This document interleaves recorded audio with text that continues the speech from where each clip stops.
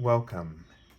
This is Barry Jones from Angelic Wisdom, and we're here for our weekly angel reading for April 10th through the 16th, 2023. So, welcome everyone back to this weekly series, and also I'd like to welcome anyone who is new to our community. And I'd just like to ask you to subscribe, to select the all notification bell, like, dislike, and leave comments. And I just really want to just share my appreciation with those of you who've been leaving some incredible insights in the comment section for all of us um, to gain some clarity or perspective around whatever has been said in the reading that has provoked um, or touched you in some way, providing you clarity or a message. And that message and that clarity, um, might be speaking to someone else. So thank you very much for doing that. Also, if you'd like to get an angel reading with me, you can go to my current website, theangelschool.com/services, and you can select if you're the first time promotional offer reading for first time clients. And then there's also other options there available to you if you have not had the opportunity yet to have a reading with me. And if there's just different readings there that might suit your needs. Okay.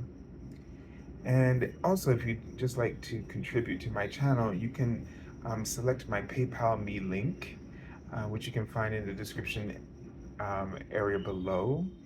And any link that I might refer to is below in the video. I'm also going to post the link to the general angel reading for this month, just in case you haven't seen it. And just a day ago, I posted the angel scope readings for all of the zodiac signs. So if you haven't checked those out, please do, and also share them with others, as that might be something that might resonate with them. And share with people that your heart guides you to do, as many of you do already.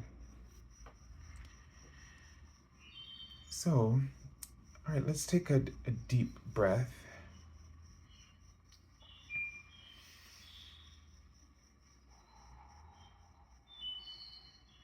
And just focus on your heart space to start, on your heart chakra. And just breathe in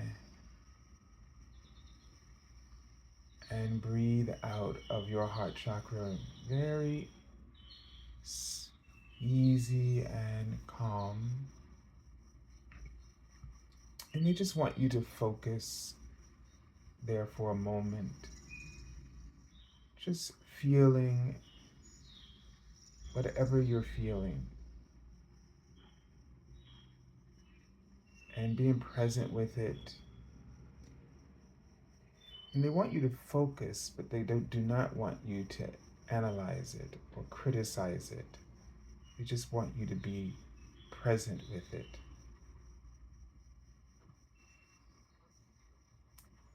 And they're showing me, okay, they're writing it out too. They're showing me, for some reason, a carrot, which I've never seen this symbol before. And then it was like the lamp shade. I'm sorry, the lamp post and then a lamp shade appeared over it. And then when I was like, a carrot lamp post? And then they wrote carrot. So lamps are always my symbol for intelligence. And wow, the carrot, then that's just got me as a lampshade. But you know, there's a sense of, but my first thought was, you know, rabbits and Bugs Bunny, you know, for some reason. Um, but this was definitely a connection in terms of almost, I feel like a, um, well, the carrot is also like a root, right? So something like rooted in the earth. And feel like it's like really trusting your sensitivity, you know, that you have this intelligence in your body, okay? Um, and that right now, that the more you stay rooted in your body, the clearer your divine guidance will be for you. You have more clarity and understanding about matters, all matters in your life. So the tendency in the old paradigm, the practice was that the ego was always trying to scare you out of yourself, right? Um, you know, and so we chose all kinds of things to help us escape all of this information. And so you got to remember one thing, that all the your body and everything um, in the physical world is some sort of information to you. Just like these visions that they give me are very symbolic. I call them my hieroglyphics. But they often use things in the physical world to symbolize these things, because this is how our brain is sort of wired to interpret our physical world through all of our senses, right? To understand the quality of the quantity and the impact it may have upon us. So, trying to get out of our bodies sort of just turns off that divine intelligence, and then disconnects you from the divine that has created all things, right? And is has created them for specific reasons, and each one of them has sort of a divine medicine or divine a database of specific medicine that interacts with our five senses and can help to bring us back into balance by soothing through beauty, from you know, texture. There's so many ways that beauty is displayed in our world, through creation, through touch, through taste, through sound, through sight. And all of this is interpreted as through our feelings, as we have thoughts about those interpretations. Our feelings help us to ground them in some tangible way of knowing. So as we get into this new paradigm, or as we're in it, as we talked about last week, they cut that off, and so many people are having the phantom experience. But the thing that we're trying to learn is how to function within this new paradigm, and they brought up the word cooperation and compassion. And I was given another word in my during the week, which was curiosity. So far, three C's. And the thing about it is,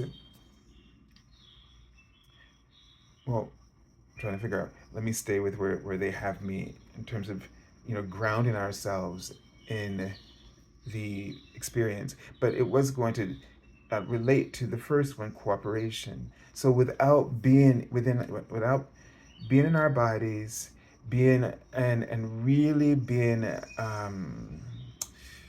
see transfer, sort of having and allowing the transference of this data to sort of interact with us, and we're, as it's coming in, we're sending out, right?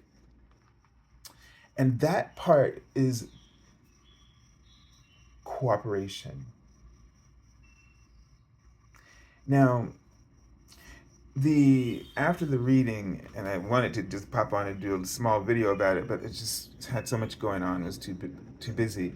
The one thing that came to my mind as I was explaining to a friend who had asked me about these first two, and then the analogy that came into my mind immediately was of a parent and a child, and that relationship of cooperation and compassion.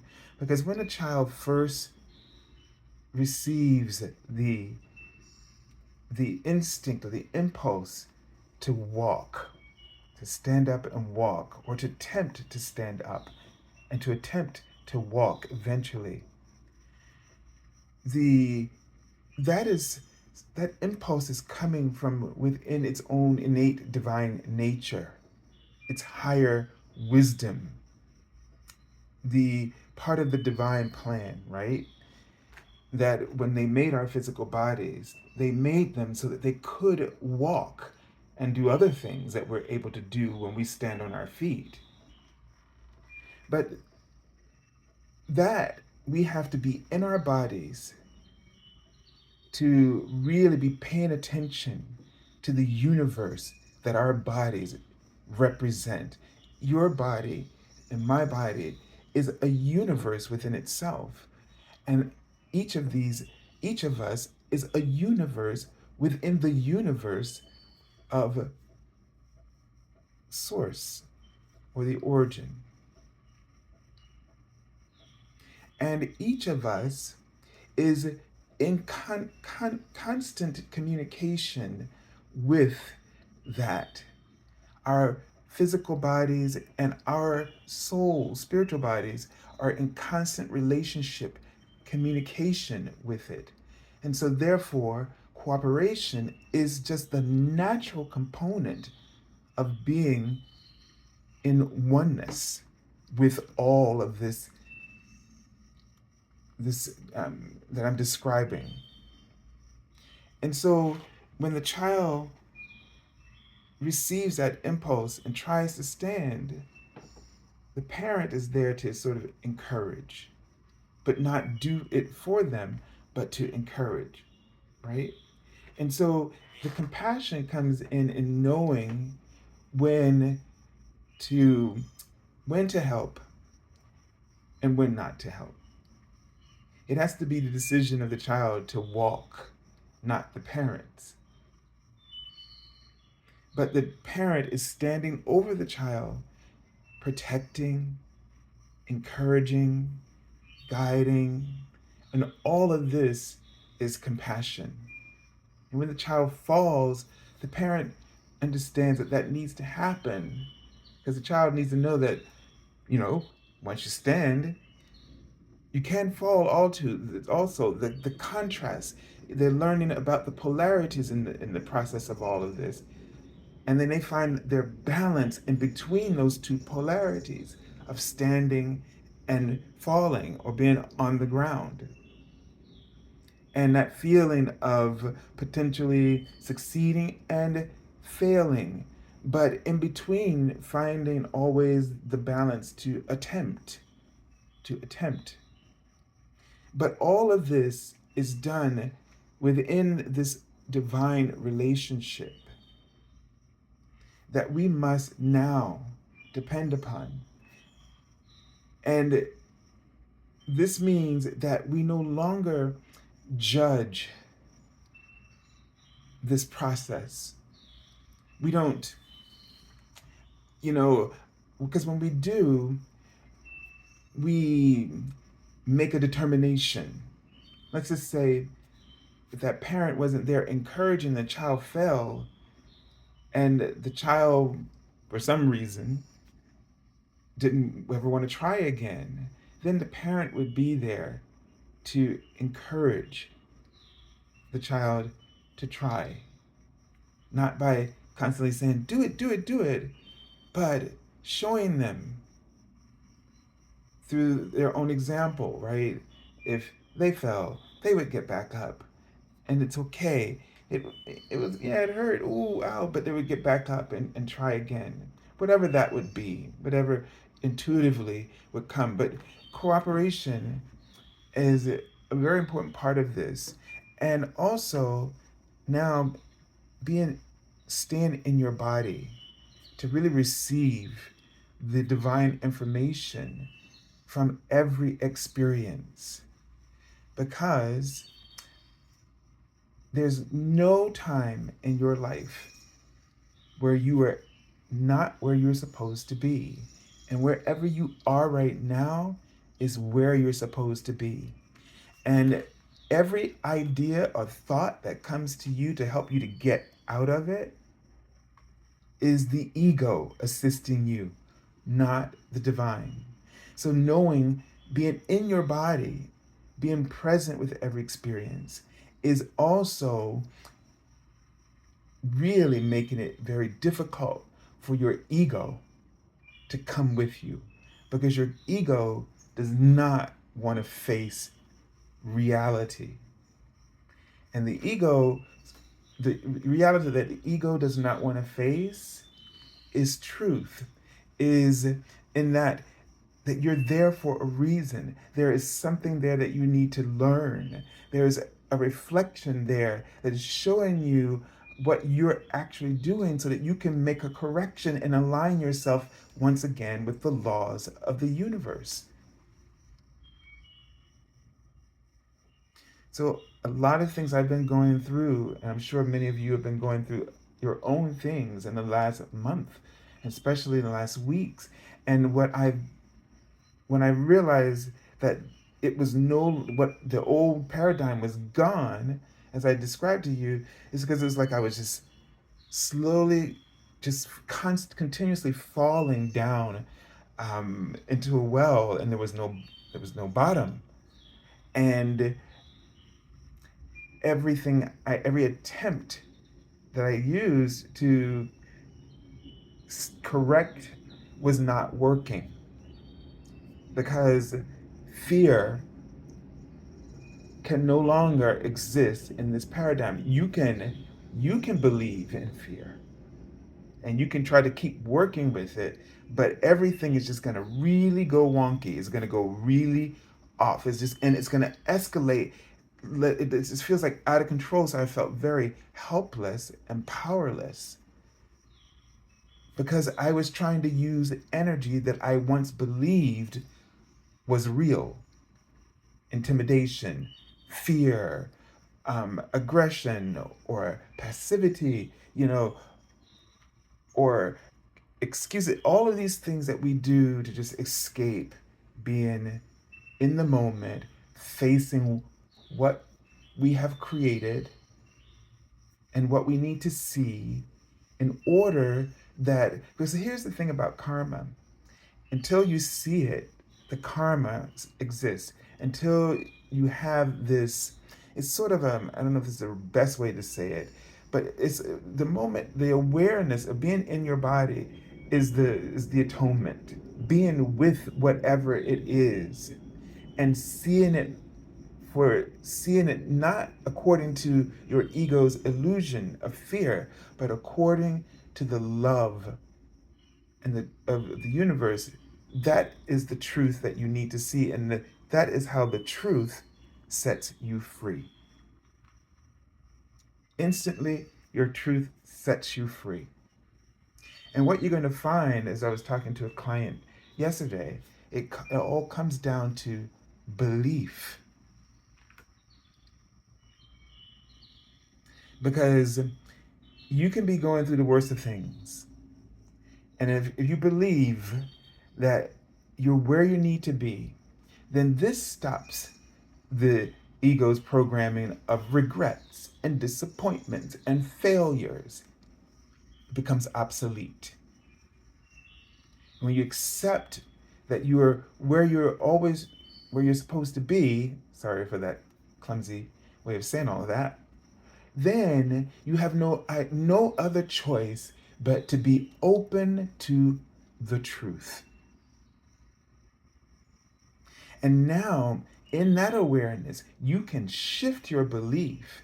If you believe that, you know, that you made a mistake or you shouldn't have gone to some particular place, and then you turn it around and you know, and you say to yourself, in general, I believe there is a purpose and a lesson in everything that I've done, and that I'm always gaining some kind of wisdom or clarity about who I truly am, or what I truly want, or what my higher self is guiding me towards. Because your higher self never leaves you, like your guardian angel never leaves you, and God's love never stops. God's love doesn't fail. So that's why we always say forgiveness is for you. It allows you to return to your true state of a being and awareness.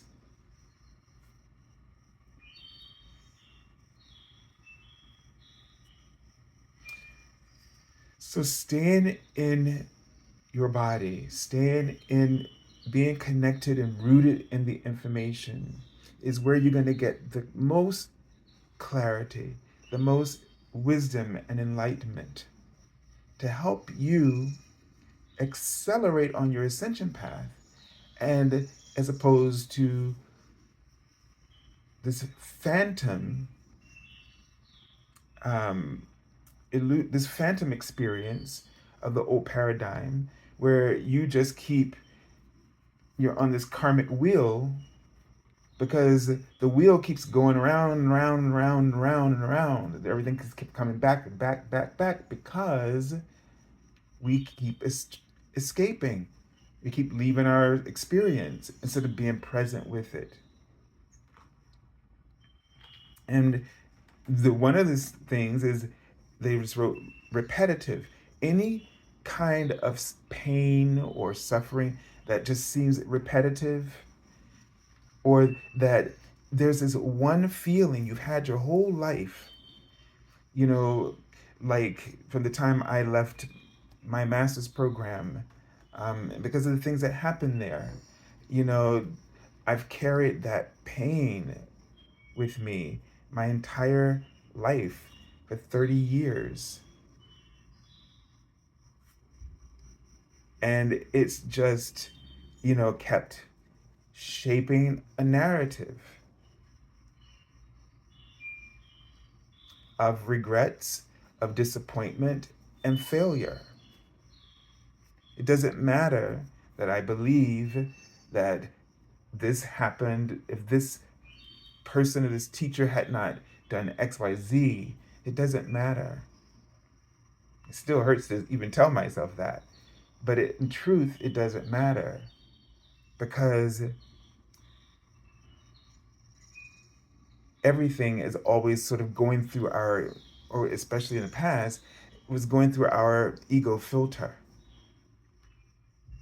Victimization.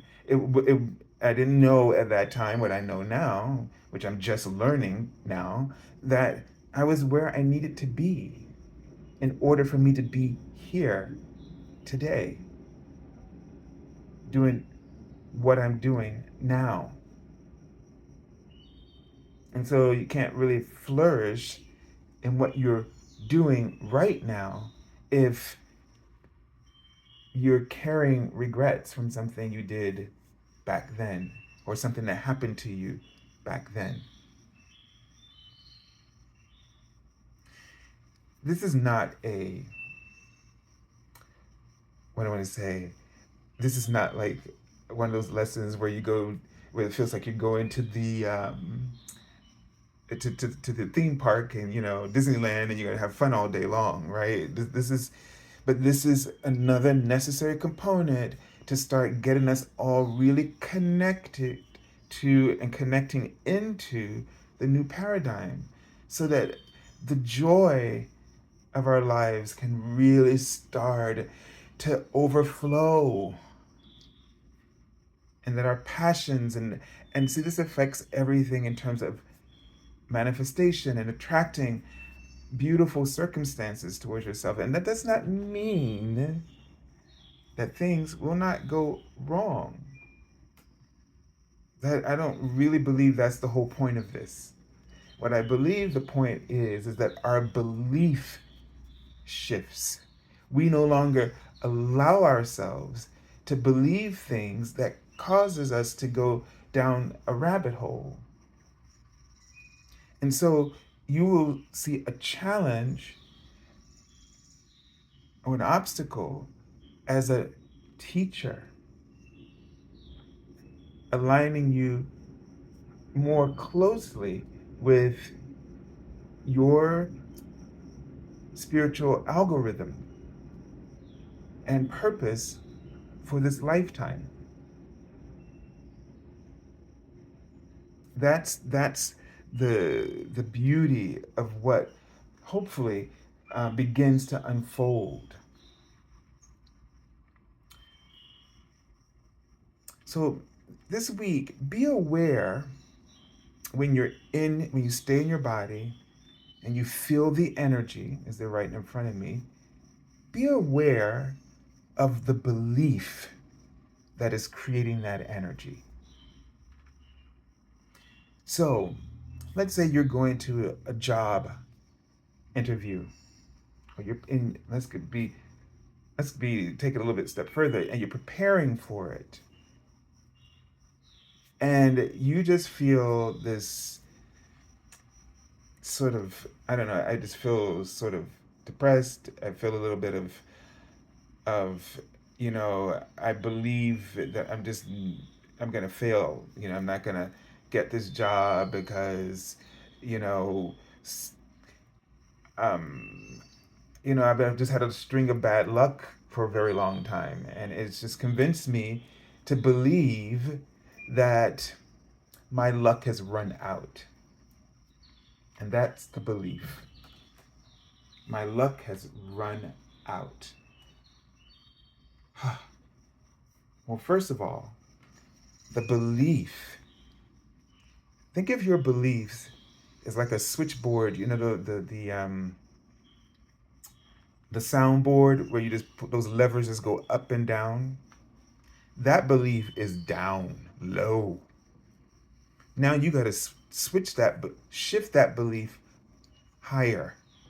Didn't say high at first, but higher. My luck has run out. All of that mixed emotion and collage of different experiences coming in, that's a film that your ego put together for you. Can you imagine that? It just went, you're thinking about, disappointments, you believe your luck has run out, and it just collaged all the times. Now, if I may, if the universe will stretch time a little bit, just to give a little bit of understanding around that. Just say the first time you learned to ride a bicycle. Oh my God, it was horrible for me. It took the longest time. My brother Larry got on the bicycle, boom, gone. He just got on it and he could ride it. It took me forever. And my father had bought me this bicycle that was like an Evil Knievel, if that was his name, I can't remember as a child, but bike. It was white and then American flag on it. And I couldn't ride it. I was so scared. Because at that moment, I believed that was impossible. Until the day, I can't remember who it was, somebody helped me and they let me go gently and I started riding that bicycle. It just clicked in my mind. Now, the ego, that click in my mind completely erased and released and detached from that memory of a long period of time of not being able to ride my bike and feeling like a failure, that I'm uncoordinated, blah, blah, blah, blah. But as soon as, nope, never thought about it again. And how many periods throughout my life have I had the same result? See, the one thing is this. We inevitably always end up achieving something, what we want in some way, shape, or form. We always rise out of that place. But your ego goes back through your entire life and cherry picks all of the failure scenes and then puts them together, and you don't realize you're watching it now. And it's spinning in your heart, the film, and everywhere you look, my luck has run out. My luck has run out. So you got to go back and remember how you were always supported. And it's your luck doesn't run out. The belief that you have created this all by yourself, luck, and that's the reason that you believe it's run out, because what you're not seeing is that there was a whole bunch of support at every step, angelic and human, animal, anything physical. It could be a bird or a feather. There's all kinds of things that make you just sort of click on in life. I remember when I was about 9 years old, and probably after a Sunday service, but it was in the week, but maybe the sermon had really gotten into my head around being gay, and I was sitting there feeling very sad and hopeless. Like all I have to look forward to is a fiery death. But all of a sudden, the sunlight came through my childhood bedroom that I shared with my brothers. And in that light, just in the sunlight that came shining through that window, it shifted my entire energy and thought process. And all of a sudden, and this is what I meant earlier about being present, and that everything that God has created has information to touch us. That is why we have to respect and honor our planet, because to destroy it is to destroy the connection with the divine, and the purpose why it put it there, to express some form of love to you, to restore you to balance, to the balance of oneness. So what occurred to me was, out of nowhere, was that each and every one of us is like a puzzle that makes up one big picture that is the face of God, right? Because we are the universe. Each one of us is a universe within the universe of oneness or God. And what came across to me was, if my piece was not there, then that picture of God would be incomplete. So therefore, at that moment, I understood that that's how much I was needed by God and how much I was loved by God. That who I am and what I was, my piece, the way it was colored and shaped, was necessary to fit in. And so again, you go from a moment of ego to dignity and divinity.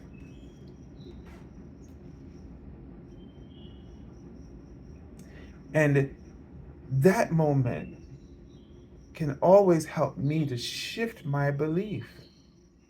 I've never thought after that, or that never it was that low again, to think that that was a reality, what I was thinking before. So shift your belief. If you say my luck has run out, then believe that it's not luck why you are here. It's love. And that love doesn't run out. And all you have to do is focus on that interview. Focus on what you love. And be yourself instead of trying to be something that they want. And they tell you to be all these ideas of conforming, try to make yourself to be what they want to hear so that you get the job. We shouldn't ever do that. We should be ourselves and believe that there is a job that needs my gifts and wants me just the way I am and wants to hire me because of who I am. And when you realize that, then it's not about getting a job or being rejected from the job. That belief gets to go out of the window because we're going back to the belief you're always where you need to be. And so you need to believe that you are not getting rejected. You're getting practice for finding the job that accepts you for who you are. And whatever you go through in the other interviews is just practice helping you to really be yourself. So every interview, be yourself. And when you get to the right job, they will accept you and embrace you because you were yourself. You don't want to work in a job that does not respect that within you. Okay. Let's take a look at the Archangel. Wow, Archangel Purilimiek just keeps coming up a lot. And we've been talking a lot about nature and being really grounded in the experience. And so this card says, let nature soothe you. This is the Archangel of nature. Okay, so he watches over the all of the planets, the earth, and helps them to grow. So it says, serve the nature kingdom. And so this is really confirming that your nature, your human nature, is just as much as a brilliant and beautiful complementary part of the universe as your spiritual divine nature. Your human nature is as divine as your spiritual nature. They are a collaboration of the divine. They are the collaboration of a new work of art. Your soul, your spirit, and your physicality and your humanity, they are all a collaboration of a wonderful work of art. And they are emitting and transmitting a unique frequency of divinity, wisdom, and beauty, as well as talent and gifts. And we have to be present in our bodies, to be present in every experience in order for this potential to really illuminate everything else around it, and to really connect and communicate with the environment wherever it enters. All right, let's take a look at the card for the beginning of the week, as these readings have been getting longer and longer, haven't they? Okay, the first part of the reading. So we have the Six of Cups, and we just see all these photographs here, and all of these, it's just all these things that someone has cherished from their life.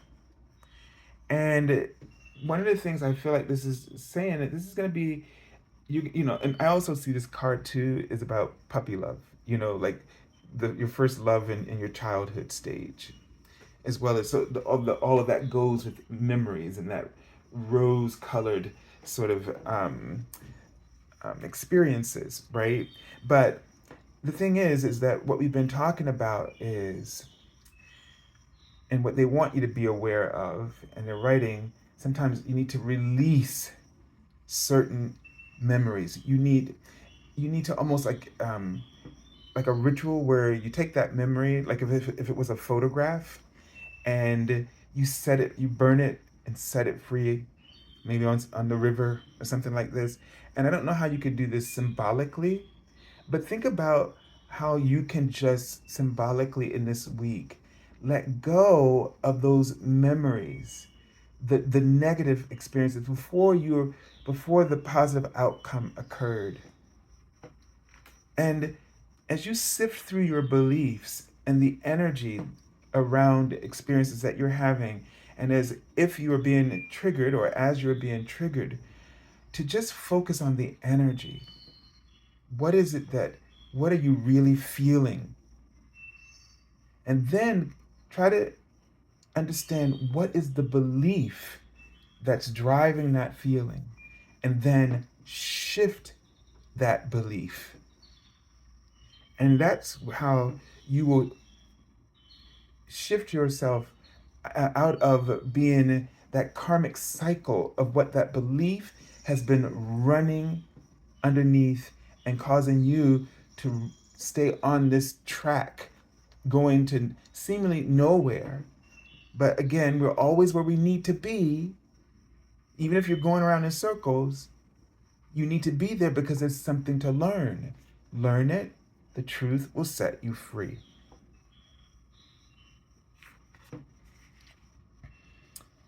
And so we have the Seven of Cups. Wow, just going from 6 to 7. I've been kind of getting this lately, like 1, 2, 3, in some of my draws.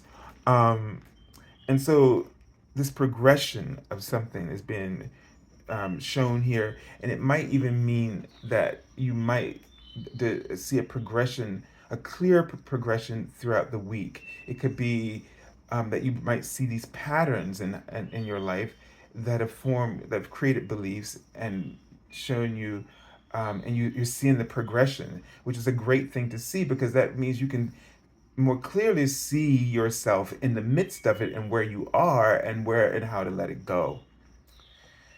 So now, these are very dreamy cards, aren't they?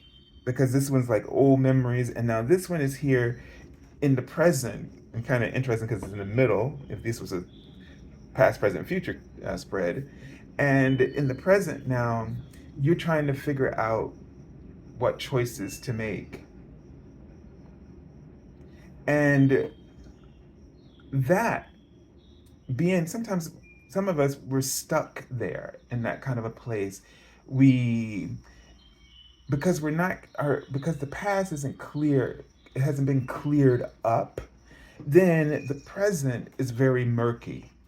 There's no way to really know because you're not really in touch with your feelings. And it's interesting that we have cup cards so far because that is the way that our feelings is the way that we sit with our thoughts and that we can read what the thoughts are. All right. Like when you walk into a room and you're talking to somebody and you get this vibe, you start getting these feelings from them. That is how you know what their thought process is. That is how we that is the sort of instrument, like a piano. Your feelings are the instrument to help you to communicate and telepathically, meaning to understand thoughts. So being really present will help you to become less indecisive. It will help you to stop the practice of procrastination. This is also another card I like to call the dreamer's card, right? And we need dreamers. If this is your your gift, don't let society use it against you, right? Don't let people say, "Oh, you're a dreamer," which means we often interpret it as sort of a loser, somebody who doesn't really do anything, who's lazy. But no, we need dreamers, especially in this time where the new paradigm and it's all unknown and uncharted territory. We need dreamers to tune in to the highest dreams and visions, to bring in dreams and visions that create a lifestyle of harmony and peace. And that is why it's so important to raise the frequency in to shift your beliefs where you find them. And you'll find them because those negative emotions, those regrets, failures, disappointment, all those negative feelings, that energy is telling you where you need to shift your belief. So instead of running away, having ice cream, or smoking, or drinking, or getting high, or eating, you go and you sit with those feelings, and you want to understand what you're feeling so that you can understand what's the belief and how to shift that belief.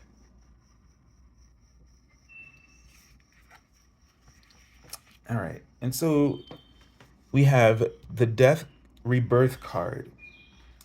And what I really get a sense of is that this practice of finding what the beliefs are and then shifting them is going to allow a huge transformation to unfold. It's going to help you to finally and slowly put to death the phantom experience of your ego, the phantom experience of fear and illusion driving you into a karmic, and driving you on these different karmic cycles. And with that ending, you are reborn onto your ascension path where you are accepting and embracing the truth. You are staying in your body and embracing truth. And getting out in nature will help you because nature has elements within it, right? Information, energy, healing that will help you to soothe you back into alignment with your soul's algorithm and the nature of your humanity. All of this will sync in alignment with that.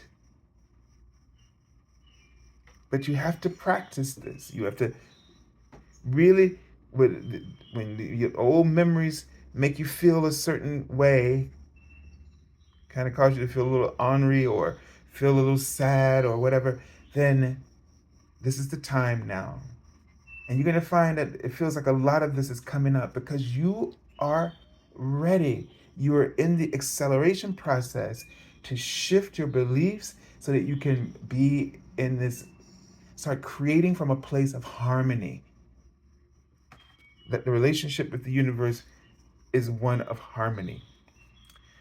Okay, so the card I've already pulled from the bottom of the deck is the Ace of Wands. And it's interesting because look at that. The same crystal, different color. This is smoky quartz, but it's this double terminated wand. And that's very interesting because I very rarely have used this crystal, but it was asked for today. And so the Ace of Wands is about an opportunity. And what I feel like every opportunity is going to give you is going to give you the chance to transmute the old pattern and in order to embrace the new paradigm and the new potential patterns that at a higher frequency or bandwidth. So opportunities that may present themselves, but they are also for you to work out this thing. So it's like a transmutation, because it's almost like with this crystal, you can either energy can go up or out the other way or down or just look at things in terms of as above as below. All right, like if your belief is not in alignment with what the universe wants for you, then you have to shift that lower belief to be fact first with the universe. Like when I said to you that this is a belief that you're never where you should not be. You're always where you need to be, right? And so that would be a universal truth. And so you have to shift that belief, that lower belief that says I messed up, I shouldn't have been there, and replace it with that higher belief, as above, as below, so that it will be on earth as it is in heaven. And if this makes any sense, this is the opportunity to help you to shift your belief. Just use that formula. Think about, as on earth, you need it to be on earth as it is in heaven. And then think about the other spiritual laws of as within, as without. I'm really going to highly recommend that you get Diana Cooper's A Little Light on Spiritual Laws. She just said that she had a new version that just came out. I don't know if it's very different or not, but I'm going to probably get it anyway. But um, this has been so helpful to me, incredibly helpful to me. And it's not one of those books that's sort of remote, where it's like, oh, it's just all these fancy esoteric words, and it's like, oh my God. It's so practical and just like old fashioned, um, homegrown wisdom. I don't know if that's a word, but or a phrase, but it just reminds me of like just like all the elders and when I was growing up, from the older generation, just sitting around talking, and it just makes but it's this advanced awareness and concepts just spoken through our everyday language and experience. So I highly recommend it to really help you to assist in this transmuting the you know the frequencies of the old paradigm, that phantom, to finally get it out, and then sort of step into the new paradigm. All right, so I send you lots of love and angel blessings,